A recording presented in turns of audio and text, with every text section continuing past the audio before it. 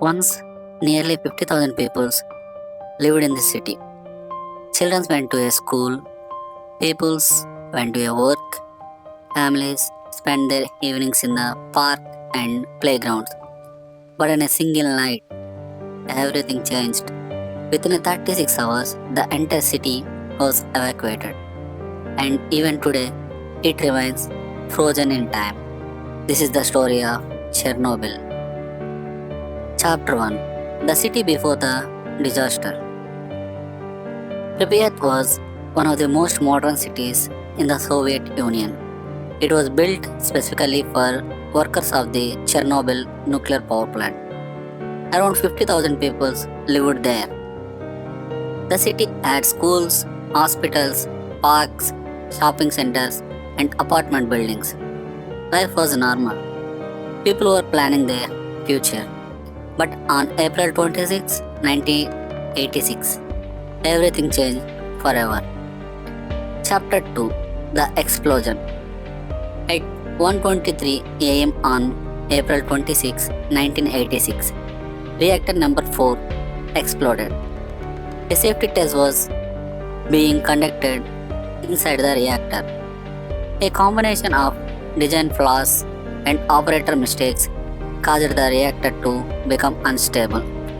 Within a second, a massive explosion destroyed the reactor building. Radioactive material was released into the atmosphere. The world's worst nuclear disaster had begun. The Chapter 3: The Man Who Didn't Know. Within minutes, firefighters arrived at the scene. They believed they were responding to the normal industrial fire. They had no idea they were standing next to an exploded nuclear reactor. They climbed onto rooftops. They fought the flames. They did their job, but they were fighting an invisible enemy.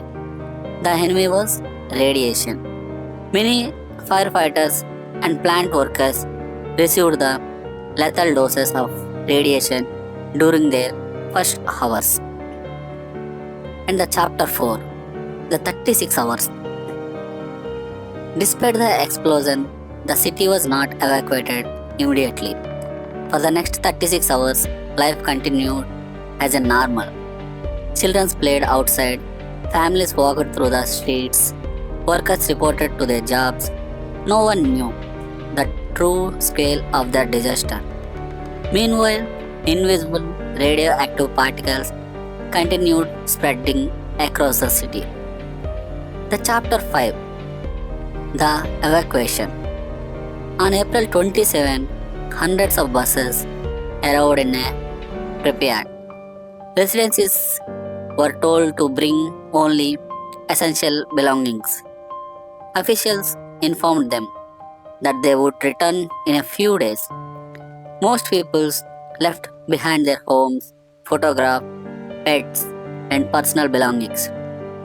They believed they would come back soon. They never did. Pripyat became a ghost city overnight. The Chapter 6: The World Finds Out. The Soviet Union did not immediately reveal the accident. Instead, the world learned about it from Sweden.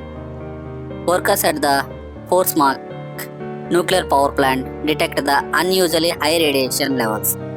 After investigations, it became clear that the radiation was coming from the Soviet Union. Only then did the world discover that a major nuclear disaster had occurred. The Chapter 7: The Cleanup Operation. The reactors continued burning for days. Helicopter crews flew directly above the damaged reactors.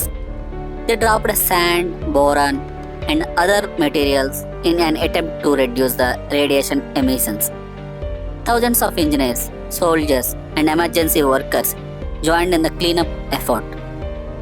Later, hundreds of thousands of workers, known as Liquidators, were deployed. Many risked their health and lives to prevent an even greater catastrophe. Then, Chapter 8: The Red Forest. Near the reactor stood a large pine forest. The radiation levels were so intense that many trees died within a days. Their needles turned reddish brown. This area becomes known as the Red Forest. Even today, it remains one of the most contaminated places on Earth. The Chapter 9, The Ghost City. Nearly 4 decades later, Pripyat remains abandoned. Schools still contain books and desks. Apartments remain empty. Playgrounds stand silent. Nature has slowly reclaimed the city. What was once a thriving community is now one of the world's most famous ghost cities. What we can learn from this? A routine safety test, a few critical mistakes, and within seconds, the course of history changed forever. An entire city was abandoned. Thousands of lives were affected, and the world learned a painful lesson about the power and the danger of nuclear technologies.